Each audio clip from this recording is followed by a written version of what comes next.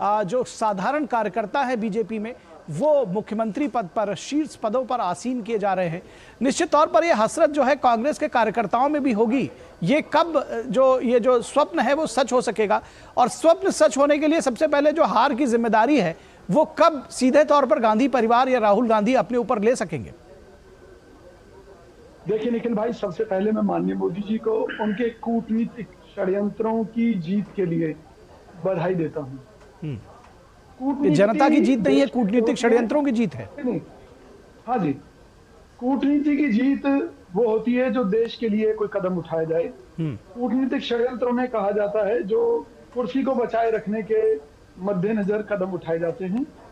इससे भाजपा एक तीर से दो निशाने साधना चाहती है, यानी कि मोदी जी। एक तो मोदी जी को भगवान के अवतार के तौर पर स्थापित करना कि वो किसी को भी राजा बना सकते हैं, किसी को भी रंक बना सकते हैं छापा डालकर CID के मार्फत। ठीक है। दूसरा ये कि भी वो एक ये संदेश देना चाहते हैं कि भाई जो हमने यस मैन अपने नियुक्त किए हैं वो हमारे हिसाब से ही चलें, वो कभी आवाज ना उठा पाए, वो मोदी जी के गलत कामों का कभी विरोध ना कर पाए। तो इससे एक तीर से कई इन्होंने जो है फार्मूले अपने सिद्ध किए हैं। उनमें एक ये भी है, जो नेता उभर रहे थे भाई 2-3 बार जो CM रह लिए, वो कल को PM की दौड़ में भी आते तो उनका जड़ से ही खात्मा कर दिया मोदी जी ने। तो उनके कूटनीतिक षड्यंत्रों के लिए मैं कांग्रेस पार्टी की तरफ से उन्हें वैसे मैं बीच में आपको टोकना नहीं चाह रहा था, लेकिन ये जो आप बार बार कह रहे हैं कूटनीतिक षड्यंत्रों के लिए, और आपने कहा कि जो उनका विरोध ना करे, क्या शिवराज चौहान या रमन सिंह या वसुंधरा राजे या कोई कभी उनका विरोध करता था क्या? या पार्टी में ये परंपरा रही है विरोध करने की? देखिए, विरोध की वजह से हटा दिया गया, मतलब कोई एक इंस्टेंस बताइए कि शिवराज सिंह चौहान ने विरोध किया हो। मुझे लगता है ये मैं किसी का फेवर नहीं कर रहा हूं, ये शिवम त्यागी अपना पक्ष बताएंगे, लेकिन जिस तरह से पार्टी में नए कार्यकर्ताओं को तरजीह दी गई बीजेपी में, मैं कह रहा हूं कि क्या आप उससे कोई सबक लेंगे, कोई सीख लेंगे?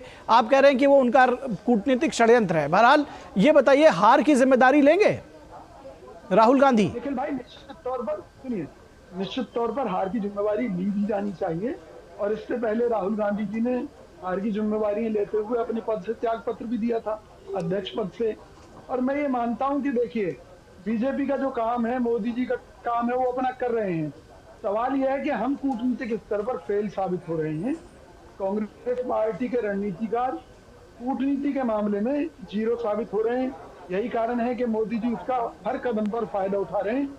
तो सही मायने में तो हमारी गलतियों का जो मजा है वो मोदी सरकार ले रही है। चलिए, आपने कम से कम ये माना कि आपकी गलतियां हैं, जिसका मजा जो है बीजेपी ले रही है, लेकिन उसको आपने ये नहीं माना कि कम से कम जनता ने तीनों राज्यों में ये तो मानते हैं, ये देखिए विजय जी, ये तो मानते हैं कि जनता ने तीनों राज्यों में मैंडेट दिया है बीजेपी को, आपको हटा के और उनको मैंडेट दिया है। देखिए, अभी इस बात पर एक नया सवाल और खड़ा हो जाएगा, लेकिन मैं एक बात कहना चाह रहा हूँ। जब पंजाब के अंदर चन्नी जी को CM बनाया गया, एक दलित परिवार के बेटे को, इधर हिमाचल में सुक्खू जी को, एक बस कंडक्टर के बेटे को, तो काम तो वही हुआ था, मोदी जी वाला ही राहुल जी ने किया, लेकिन उसकी कोई चर्चा चली क्या?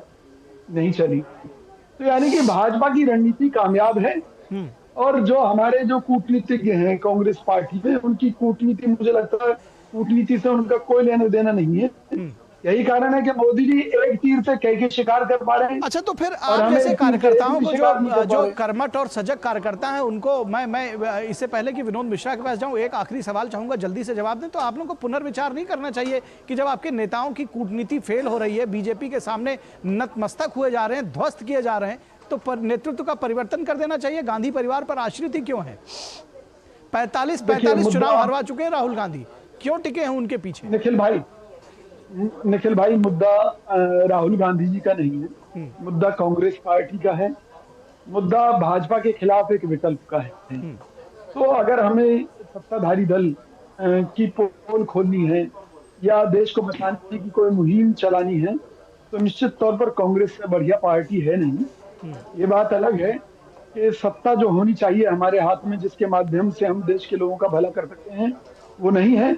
लेकिन जब जनता समझेगी इन कुचक्रों को, जनता तो फिलहाल बीजेपी की बात समझ रही है। हर राज्य दर राज्य आप कार्यकर्ता हैं, उनको पद मिलना चाहिए, क्योंकि अगर पद नहीं मिलेगा तो जिस तरह से आपने देखा कि अभी इंडी गठबंधन में ममता बनर्जी कह रही हैं कि अब लीड लेने की बारी हमारी है, तो ये जो हार के साइड इफेक्ट्स हैं इसी तरह से बार बार सामने आते रहेंगे। देखिए, पद कोई बड़ी चीज नहीं है। पद केवल एक जिम्मेवारी का एहसास कराता है कि भाई आप इस जिम्मेवारी पर हैं तो आपको ये काम करना है। और अगर कार्यकर्ताओं को वो भी ना मिले तो निश्चित तौर पर किसी भी पार्टी को खत्म होने में समय नहीं लगता है। कांग्रेस पार्टी में अगर हम देखें तो पूंजीवाद और कई तरह के आरोप हमारी पार्टी पर लगे हैं, लेकिन विपरीत परिस्थितियों में भी पार्टी आगे बढ़ी है, आगे निकली है, बदलाव हुए हैं पार्टी में, ऐसी बात नहीं है कि नहीं हुए हैं। और बदलाव समय के साथ जरूरत है। जैसे भाजपा अपने अंदर बदलाव करके दिखाती है, इसी तरह कांग्रेस पार्टी को भी अपने अंदर बदलाव करके दिखाने होंगे। निश्चित तौर पर आज जो विपक्षी हमारे ऊपर तमाम तरह के आरोप लगा रही है, हमारे ऊपर क्या आरोप लगा सकते हैं? अगर हमारी ही कमियां ना हो तो कहीं ना कहीं हमारी ही कमियों का फायदा भाजपा उठाती है। इसके लिए पार्टी हाईकमान को आपने कम से कम ये साफगोई से स्वीकार किया कि बदलाव की जरूरत आपके यहाँ पर है और कार्यकर्ताओं को तरजीह दी जानी चाहिए। जो दूसरा विषय है दरअसल वो ज्यादा राजनीति के रूप से गंभीर है, जो मैंने पूछा कि ममता बनर्जी कह रही है कि बड़े भाई की भूमिका वो कांग्रेस की स्वीकार नहीं करेंगी। देखिए, जहां तक ममता बनर्जी की बात है, ये गठबंधन की राजनीति कांग्रेस के लिए अपने पैरों पर कुल्हाड़ी मारने वाली बात है। हमने अपनी पार्टी के नेताओं को कहा है कि इन परिस्थितियों में, क्या किसी भी परिस्थिति में हमें गठबंधन नहीं करना चाहिए, क्योंकि गठबंधन की राजनीति से क्षेत्रीय दलों ने हमें हमेशा नुकसान पहुंचाया है। दिक्कत ये आ गई है हमारी पार्टी में कि कार्यकर्ता और नेताओं से ज्यादा अहमियत आज मैनेजरों की हो गई है। जो चुनाव मैनेज करते हैं लोग, जो सारे सिस्टम को मैनेज करने का दावा करते हैं, तो निश्चित तौर पर पार्टी कार्यकर्ता और नेताओं को आगे आना चाहिए। बदलाव की अब जरूरत है। राहुल गांधी जी ने बहुत समय पहले भी कोशिशें की थी। उन्होंने कहा था कि पार्टी में वो कार्यकर्ता पीछे रह जाता है जिसे मौका नहीं मिल पाता। सही बात है, मौका क्या है? मौका एक पद है। जब तक आप कार्यकर्ता को जिम्मेवारी देंगे नहीं और कार्यकर्ता एक पद पर होकर अपनी जिम्मेवारी का निर्वाह ठीक से नहीं करेगा तो कोई पार्टी मजबूत नहीं हो सकती। ठीक बात है। मुझे खुशी है कि कम से कम आपने साफगोई से, विजय कौशिक जी ने ये बात रखी है, चाहे साफगोई से रखी है, चाहे दिल की बात जुमा पर आ गई, लेकिन कम से कम साफ तौर पर ये बात आपने कही है। विनोद मिश्रा जी, इससे पहले कि मैं शिवम त्यागी के पास जाऊं, आपको लगता है कि ये जो कहा है विजय कौशिक जी ने, ये वक्त अब कहीं ना कहीं एक इंटरनल क्रांति का है कांग्रेस के अंदर भी, कि आप जैसे कार्यकर्ता देखिए बैठे वो ऑन एयर स्क्रीन पर कह रहे हैं कि भाई बदलाव की जरूरत है और पार्टी नेता नहीं मैनेजर चला रहे हैं। अब इससे ज्यादा और कोई क्या कहेगा? निखिल, जो विजय जी कह रहे हैं, विजय जी कांग्रेस के बहुत पुराने नेता हैं और आप कह सकते हैं कि हरियाणा के तो काफ़ी चर्चित नेता में से रहे हैं विजय जी। तो विजय जी हमसे बेहतर जानते हैं, लेकिन विजय जी कम से कम ये दर्द उनके अंदर में है कि जैसे धीरज साहू जैसे लोगों को क्यों बार बार MP बनाया